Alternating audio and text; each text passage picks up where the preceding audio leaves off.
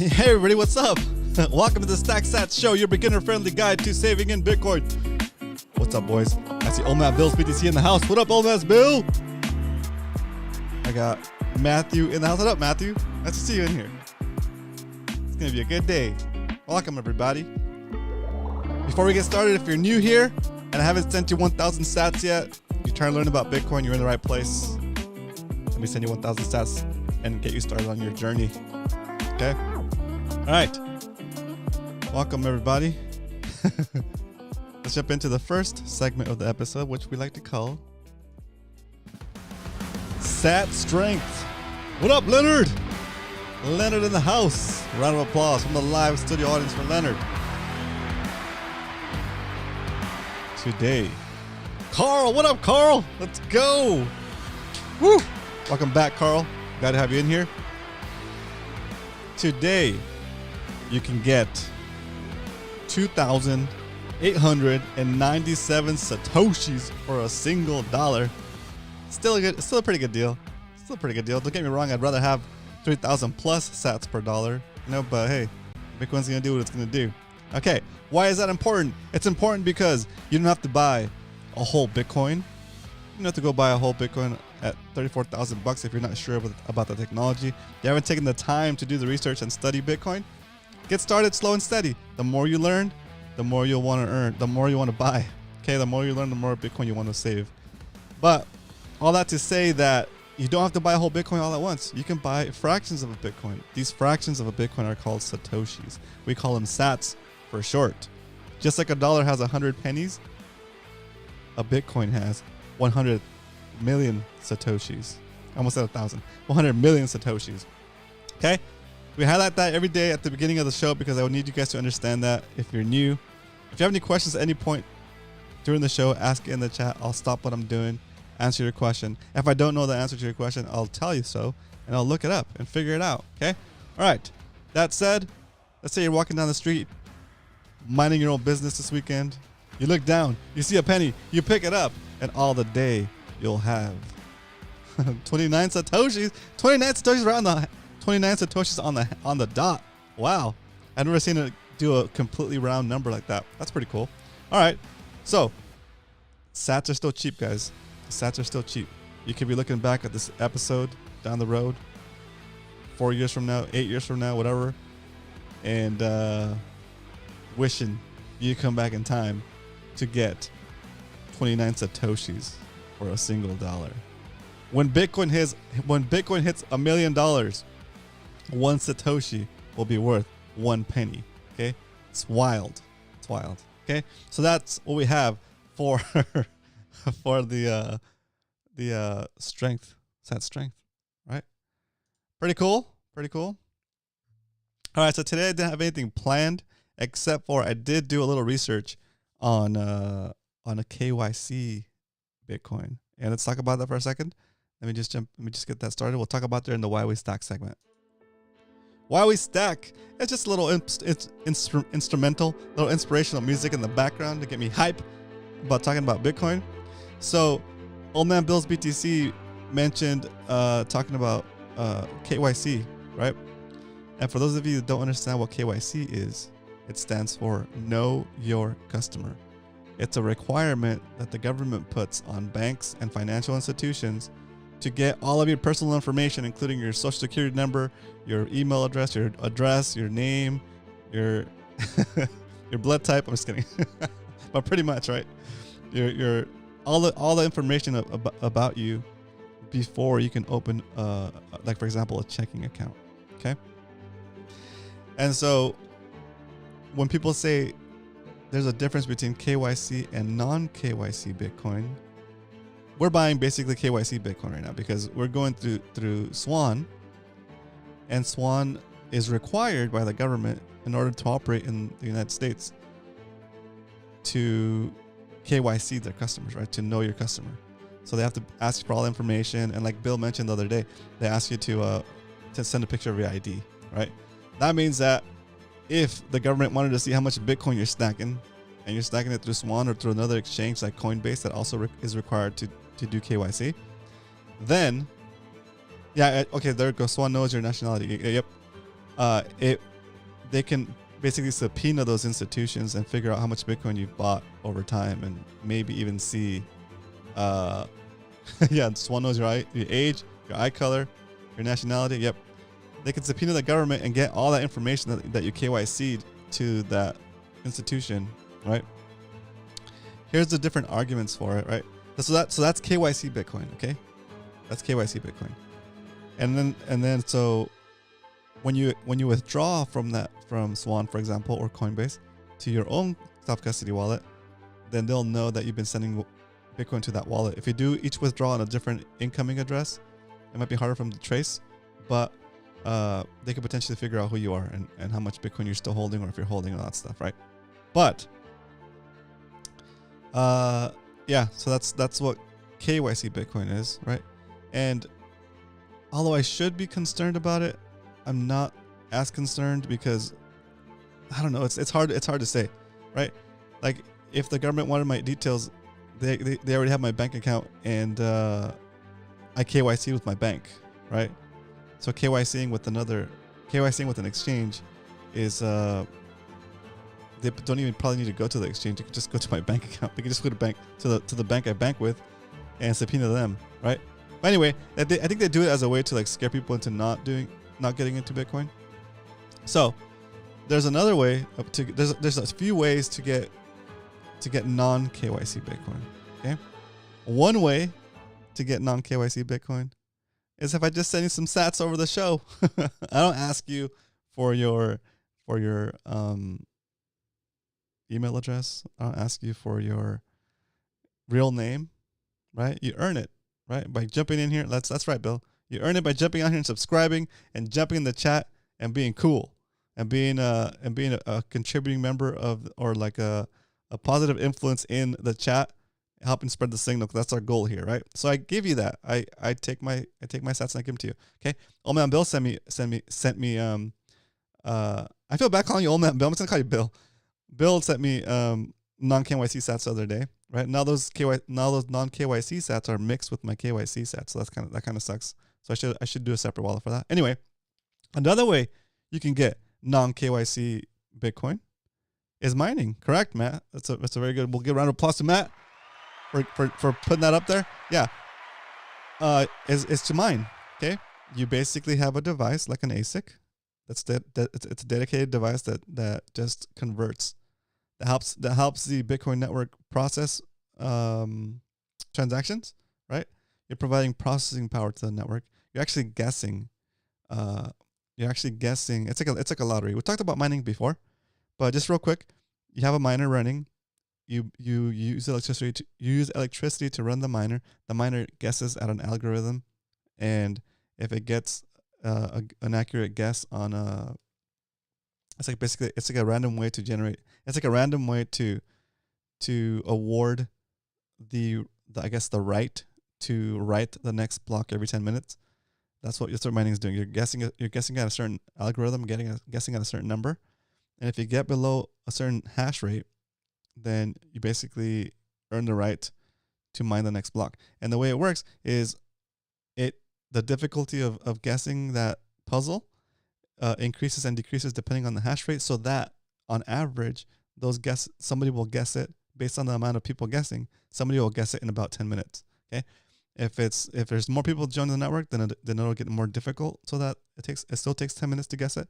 If half the processing power gets lost off of the Bitcoin network, then after about, I think it's 2 weeks, it'll adjust so that it'll take those people still 10 minutes to guess the next block. Okay, once you guess the block, you get a reward for writing the next block, and in this case, right now, the reward is 6.25 Bitcoin. Okay, when we hit the halving will make the reward for the next block. Was it 3.125 will be the next Bitcoin reward, and that's important because that's the mechanism that Bitcoin uses to release supply into the ecosystem that hasn't been released yet. Okay, so far we've released, I think, 94% of the supply, or something like that, maybe 93%. I don't know, can't remember. Anyway, so that's another way you could get non KYC Bitcoin. You basically have your miner, you set it up, You plug it into the power supply or to however way you're getting cheap power, and you're basically converting energy, power, like what's it called, electrical energy, into monetary energy. Because depending on your mining, there you go. So 93% yesterday, headed to 94%. Okay, thanks Matthew. Love the facts coming in like that. It's beautiful. So you basically exchange electricity. You're paying for the electricity, right? So it's costing you something. You don't just get to guess for free. And you're supporting the network by running that miner and a node, hopefully. And on top of that, your reward for that help to the Bitcoin network is KYC direct. Is Bitcoin directly to your wallet ID that you're mining with. Okay, that Bitcoin or those sats that you earned by mining are definitely non KYC. Okay, so if you're doing both, if you're stacking sats through like an exchange, like most people do, and you're also mining, I recommend that you mine to a completely different device, completely different hardware wallet, because that way you can have your KYC stack and your non KYC stack, right? In the future, maybe it'll be more valuable to have maybe it'll be more valuable. Maybe your non KYC sats will be more valuable than your KYC sats if security and privacy becomes a bigger thing, right? Where like anyway, so that's another way to get non KYC sats, right?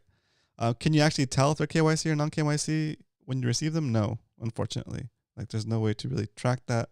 It's all just on the blockchain. You know, if I said if you're not fiat rich, you can use NerdMiner or Blockstream J to mine only about 50 or 70 bucks hardware, and it's yep, that makes sense. Okay, we'll talk about that real quick, Matt, so that people can understand what that means. Okay, so real quick, so that's another way you get non KYC sats, and like Bill said, you can earn it by people paying you to do things with sats instead, right? Another way that I found, and I heard about it before, is a website called HODL, and I started messing with it. I didn't have time to actually buy some non KYC sats from the site. I intend to, just to see how it works, so I can be aware of it. But yeah, Old Man Bill, I did a little bit of research. I found HODL, a bunch of other sites too, like RoboSats. And I'm going to go through and kind of figure out how those work and be able to explain those hopefully down the road. But yeah, that's another way that you can trade value, trade money, trade whatever for non KYC sats. So there's definitely, it's not as easy as logging into an exchange and signing up and linking your bank account, but there is definitely a way. It just takes a couple more steps to get non KYC Bitcoin if you wanted to go the non KYC route. If you think if privacy is that important to you, and it should be, right? But for the sake of this show and the level of viewer that I expect in here, so people that are just starting out, I want you guys to get your feet wet. Just get on an exchange, buy that Bitcoin, and move it to your self custody wallet. That's like you're like, I don't know. What do you guys say? Was that like 80% of the way? Is that thanks, Bill. I love it. Is that like 80% of the way to just get your Bitcoin off of an exchange into self custody, back up your seed phrase, right, and just be ready. Probably a dumb question. Probably not. But if you go on HODL, is it the money used to buy the Bitcoin KYC or the coin that is used to exchange for Bitcoin? Matt, that's what I was kind of looking at. They give you a bunch of options. You can use PayPal, which is KYC. You can, yeah, your on ramp is still KYC'd, right? Like how you get. It looks like they accept like depends, right? It's okay. So HODL basically, guys, is like a marketplace where, like, for example, say I was mining and I had non KYC sats that I wanted to sell. I can say, okay, guys, I'm selling these these non KYC sats for the price of Bitcoin right now is what, 34,400. I say, all right, I'm selling it for 35,000 at the price of 35,000 because it's a little premium, right? Because it's non KYC. What up, Boise? Let's go. And so so and then the person has to fund it, right? Well, you got to fund it somehow, right? So the options are different things that you could use, like PayPal, you can use Zelle, you can use I think even it just depends what I want to accept as a seller of non KYC sats, right? But still, your bank account, your bank institution, it does add it does add a little bit of layers of like obfuscation, right? Like your bank might see.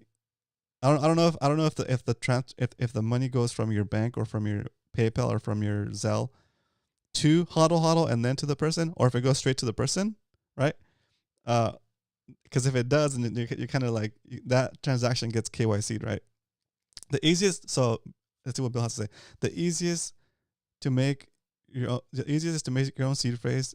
Print a QR code on a non-internet connected label printer, then get paid in sats. Nice. There you go. That works, Bill. That's very true.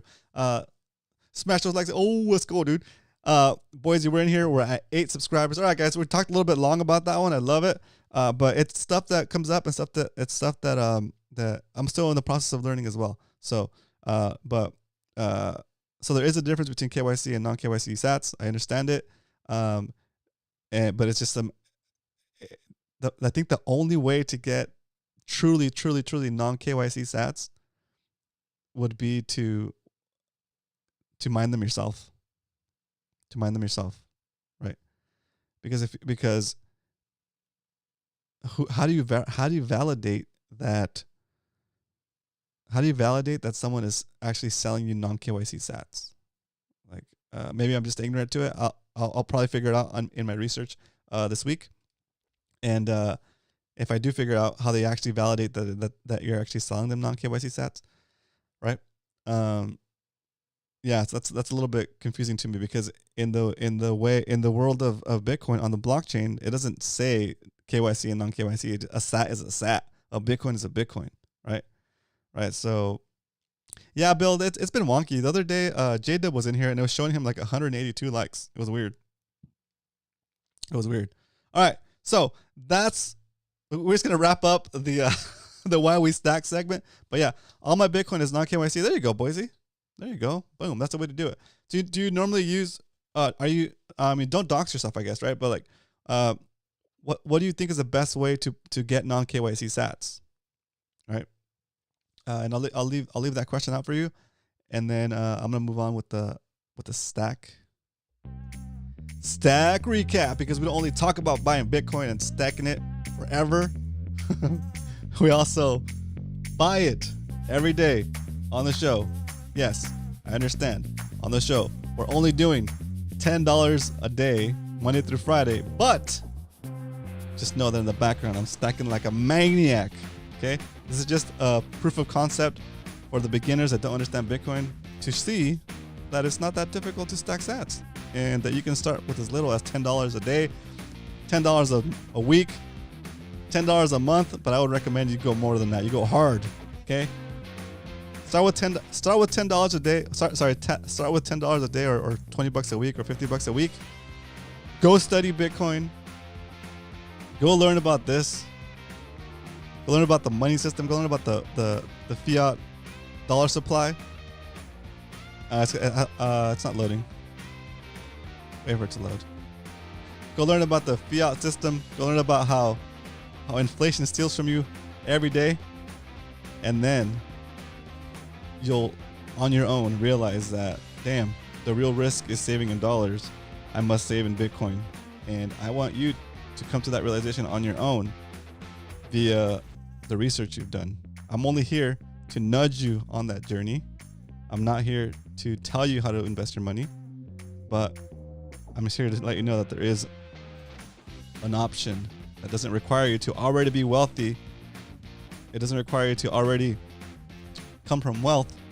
You can start from zero in a country without rights, and it doesn't have to, and you can start stacking a little bit at a time, and nobody can take that away from you. As long as you have self-custody and you're keeping track of your own seed phrase, your wealth is untouchable by by any government, by any person, unless they work out an agreement with you to convince you to send it to them somehow. Hey, it could be torture too. Sorry, but they could. I didn't say that. I didn't say they had to convince you in a nice way, right? But if they, but they do have to convince you somehow to give it up. They can never just take it from you once it's in the Bitcoin network, and you have your own seed phrase, and they don't know your seed phrase. Okay. All right. Let's get back to the to the browser and do what we came to do. Did I even do a stack? Did I even do a stack recap? I didn't even do a stack recap, dude. Let me do a stack recap real quick. Yeah, we did a stack recap. Here we go. All right. The price that we're at 5.7 million satoshis, 0.057 of a Bitcoin. We're currently up, but it doesn't matter. The only thing that matters to me is that my sat count goes up. With that said, let's do a little. Let's buy a little stack, boys. Stack some sats. All right, I like to stack with Swan, and it's KYC, guys, right? But it's quick and dirty, and it gets me Bitcoin, and and as soon as I can, I remove it off of Swan and I put it into my own self-custody wallet. Here we go. We're gonna cut the music. We're gonna start the drum roll. We're buying $10 worth of Bitcoin. It's gonna cost us 10 cents to run the transaction. And here we go. Just like that. Will the buy go through before the drummer gets tired? Oh, that was pretty good. That's pretty good. Nice one. Swan must have like updated the servers or something. That's nice. All right, so just like that, we've stacked a little $10 stack today. Part with any of my no way, never part with any. You're gonna part with any of your big boys? Yeah, right. All right, let's talk about that too, guys. We'll jump into that in a second. Let's do the. You guys keep talking. I want to jump into that conversation in a second. I'm gonna update the spreadsheet first, and then we'll talk about what price are you selling at. Okay. Well, let's do a poll while I do this conversation. Okay. Start a poll. Are you selling at?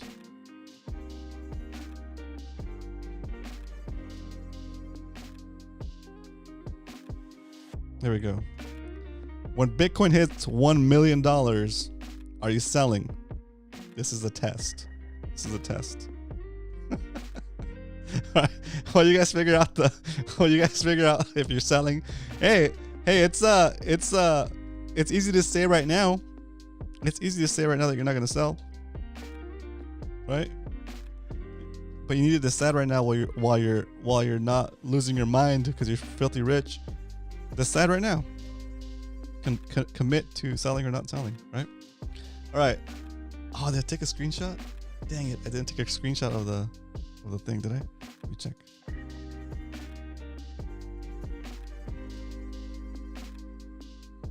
That's all right. I have the stats here anyway.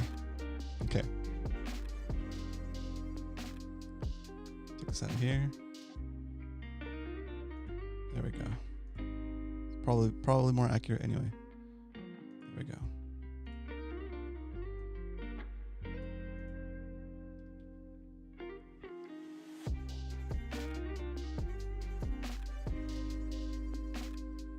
Oh, I did take the screenshot. Okay, I just didn't paste it. Okay, cool.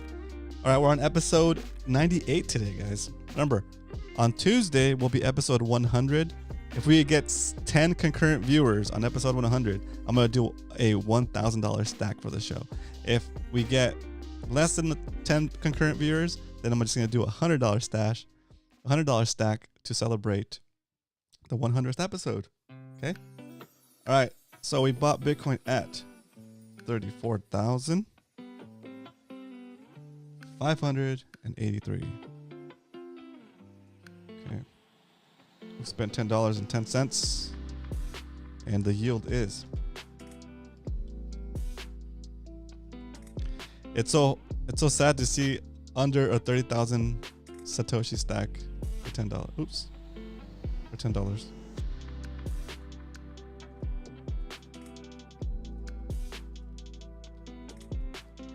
All right, here we go. Let's see what our final numbers are right now.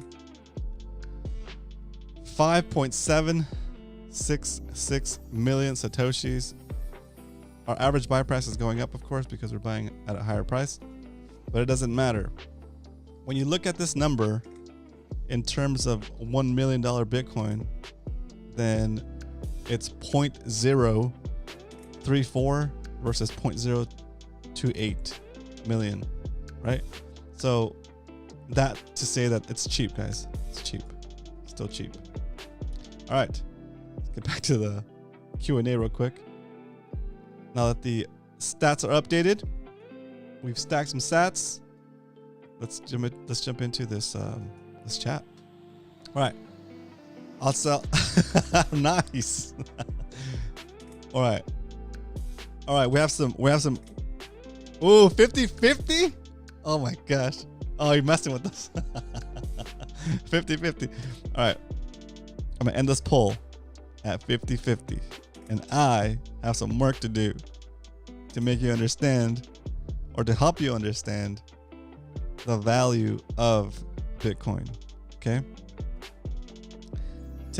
I was gonna do an episode about the screen. The thumbnail was gonna be like a diamond, right? A diamond to represent hard money, right? And there's a concept that you might not know. Most of you guys do. Probably Bill and Matt know this. Boise probably knows this too. The concept of hard money, right? And what does that mean? What is the idea of hard money? The idea is how difficult it is to create more of that thing, right?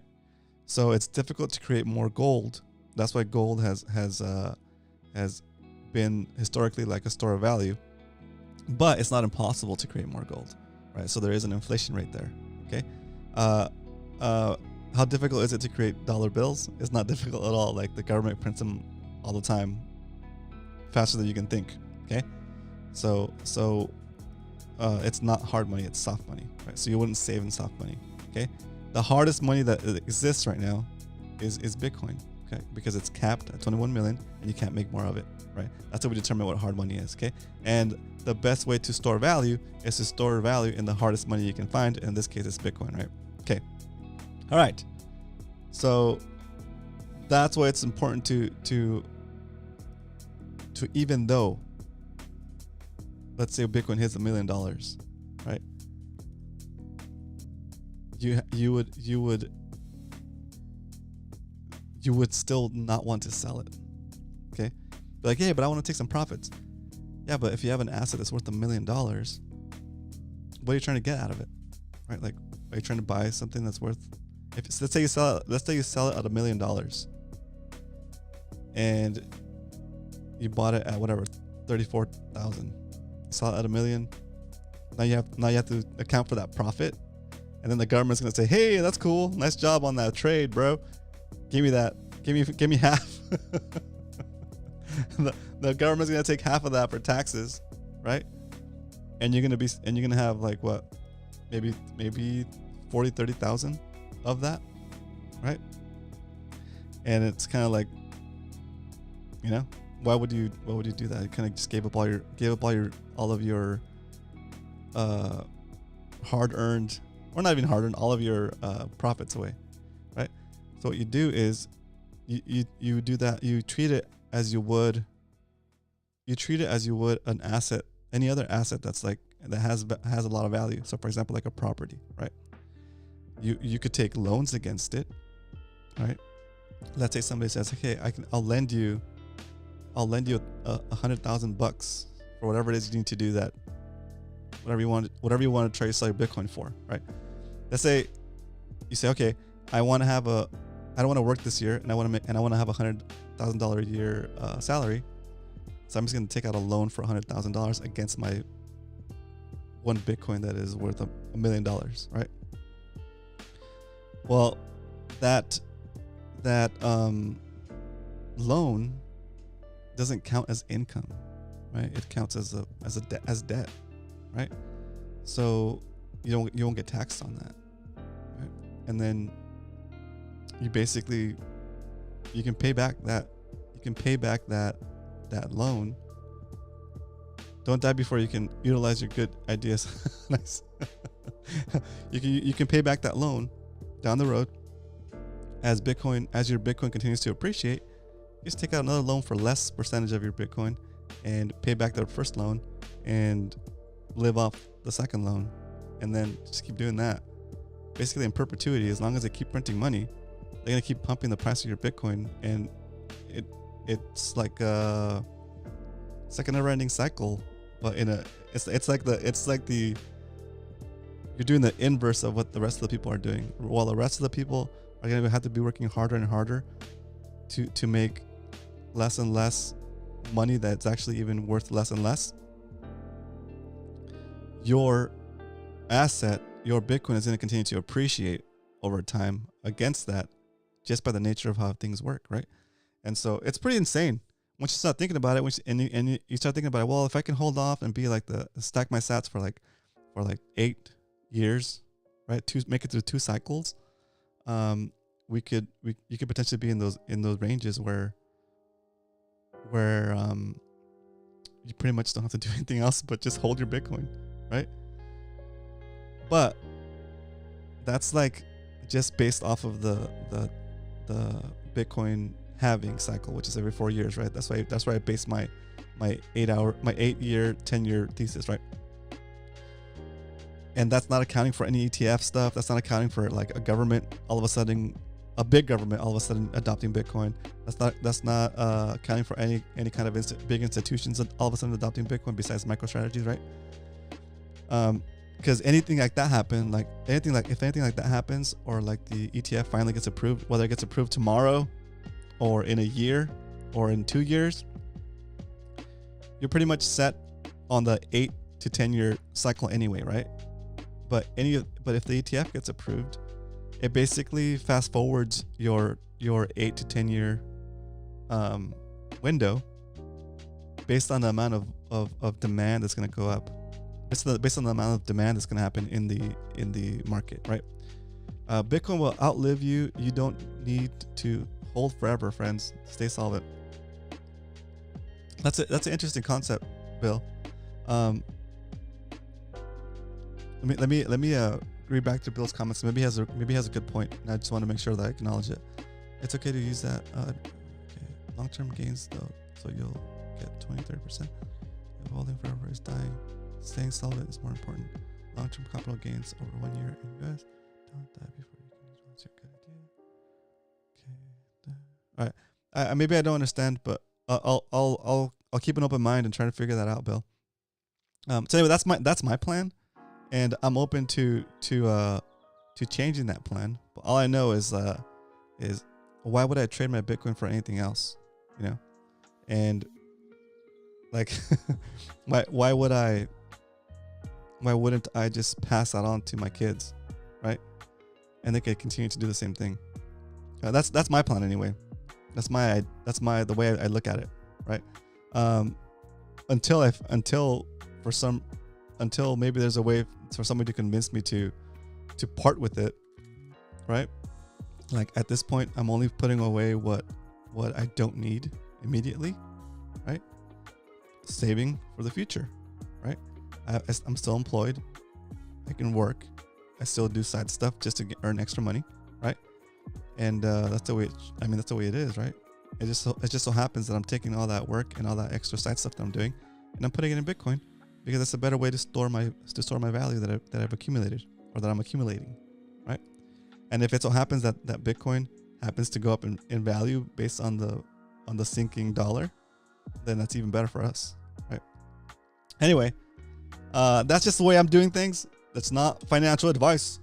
I'm just a guy on the internet trying to spread the signal, trying to make it approachable for people that are not necessarily into Bitcoin already, because it's difficult to understand it. It takes a long time, but the goal here is to get you curious about it and to start asking questions, and eventually you'll find yourself listening to the Bitcoin Standard or a book. A really good book is called Inventing Bitcoin, and as Matt knows, a great series, The Tuttle Twins. Go check that out if you haven't already. Watch that with your kids. It's super entertaining for them, and it's pretty educational. Okay, so all right, that's all I got for you guys today. Remember, next week for episode 100 on Tuesday, we're gonna do $100 stack for the show, and if the concurrent viewers goes up to 10 at any time during the Tuesday episode, then I'll do my stack of 1,000 instead of $100. Okay. All right. If you're watching the show and you haven't already received your 1,000 Satoshis, comment in the chat. You have to be subscribed so you can comment. It takes about a minute after being subscribed so that you can chat. Once you can chat, I will jump on here over the Lightning Network and send you 1,000 Satoshis. I don't know how long I'll continue to do the 1,000 sats giveaway, but maybe when we hit 100 subscribers, maybe when we hit 100 subscribers, we'll stop doing the yo, what up, Phil? Let's go! Round of applause from the live studio audience for Phil. Choo! Welcome, Phil. Phil, have I sent you 1,000 sats yet? If not, today is the day. Let me know, Phil, if you have a Lightning wallet set up, and if you do, let's get that taken care of. 1,000 sat. I think I might have sent you sats before. I'm not sure. Let me know. Yes, you have. Okay, cool. All right. Yeah, I wasn't sure. Thanks, Phil. Thanks for jumping in here real quick. Yeah, it's good to see you guys in here. Let's get these no coiners. Put these no coiners on notice. I'm trying not to go super heavy. Toxic Bitcoiner on these guys, but eventually they will transition all this audience over to Simply, so they can get like a super dose of the orange pill. I think my show is more like the orange crumbs. Like I'm leaving the orange crumb trail, and then they're gonna head over to Simply Bitcoin and get like fully orange pilled. Wait, how do you send them without Lightning addresses? No, I do send them over Lightning, Narwhal. Narwhal, I haven't sent you 1,000 sats yet. Today's a day. Narwhal, if you have a Lightning address, put it in the chat and I'm gonna send you 1,000 sats. Thanks for tuning in. Thanks for subscribing. I appreciate you, sir. I appreciate the brain trust coming in here. Jeez. Very nice. Yeah, if you wanna get those 1,000 sats, Narwhal, just put in a Lightning address and I will send it to you right now.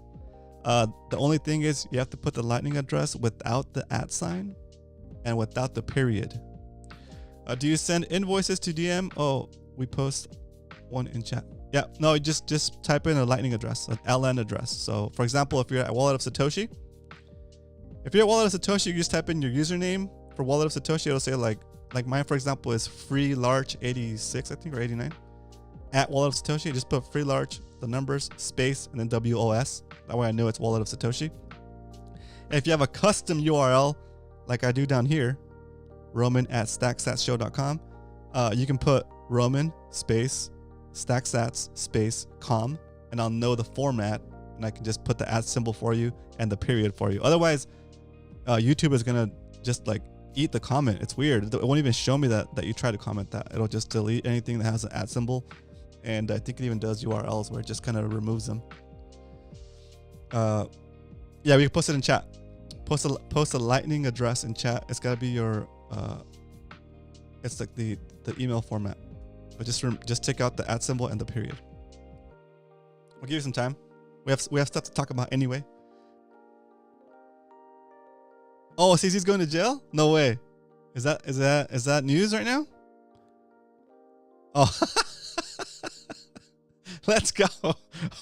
Let's go, old man Bill.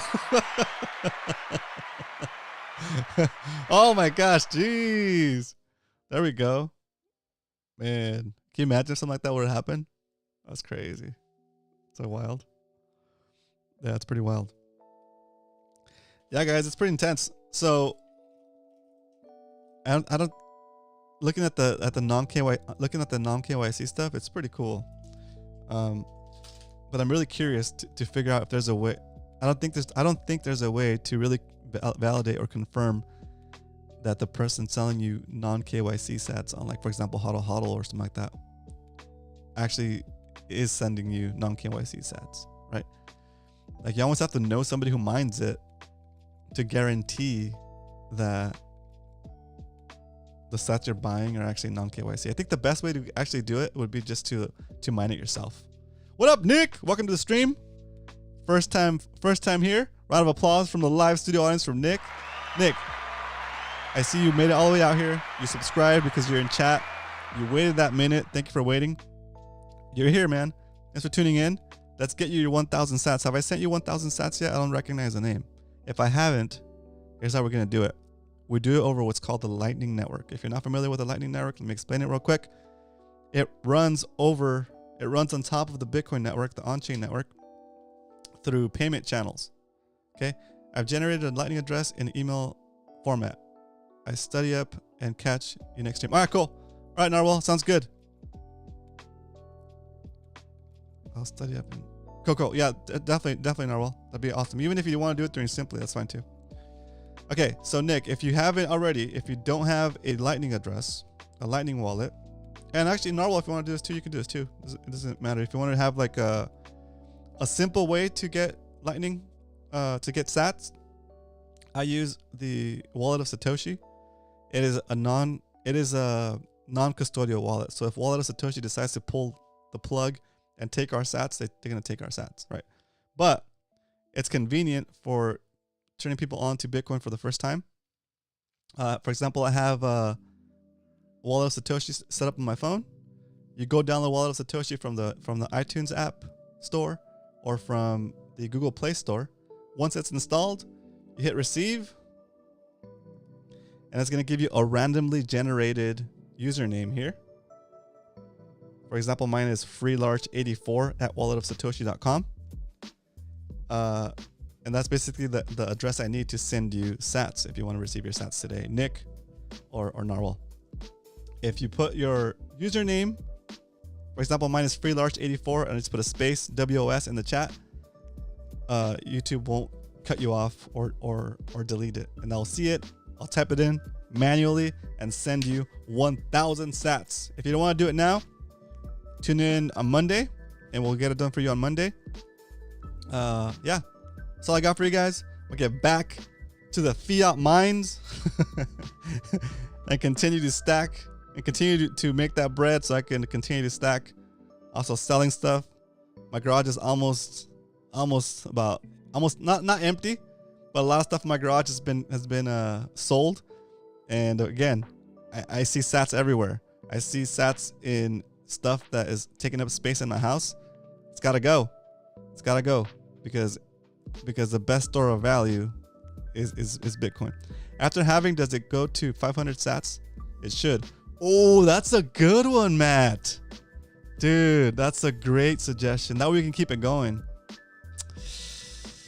I think we should do that. That's a good one. All right. That's all I got for you guys today. I'll see you guys tomorrow. I'll see you guys in chat on Simply. Make sure you guys are subscribed to Simply Bitcoin. Awesome show. I love those guys over there. Also check out British Hodl. That guy's legit. I love his 3 rules of Bitcoin. Go learn the 3 rules of Bitcoin from British Hodl. Also, Luke Broyles. Luke Broyles has been putting out some good stuff. Like, I love the way he broke down on the whiteboard how stimmy checks are just a way for them to devalue you even further. It's a great post. Look for it. It came out like, I want to say 2 or 3 weeks ago. He does a whiteboard and he's got like person A and person B and like how the way the money works and how they give the guy a stimmy check but give themselves more money, and they end up owning more of a percentage of the overall money supply. It's a beautiful way to describe it. Anyway, go check out Luke Broyles' channel. He's a good dude. All right, you guys have a great rest of the day and have a great weekend. I guess all that's left to do now is say, what is it? If you're not stacking, you're lacking.